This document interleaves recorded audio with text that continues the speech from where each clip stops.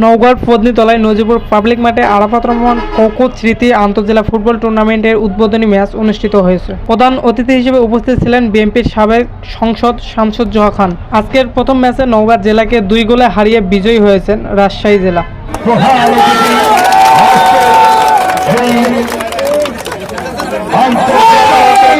শহীদ রাষ্ট্রপতি জিয়াউর রহমানের এই অঞ্চলের নিবেদিত নির্যাতিত দীর্ঘদিনের পরীক্ষিত সৈনিক জননেতা শামসুজ্জোহা খান, কেন্দ্রীয় বিএনপির কৃষি বিষয়ক সম্মানিত সদস্য জননেতা জনাব শামসুজ্জোহা খান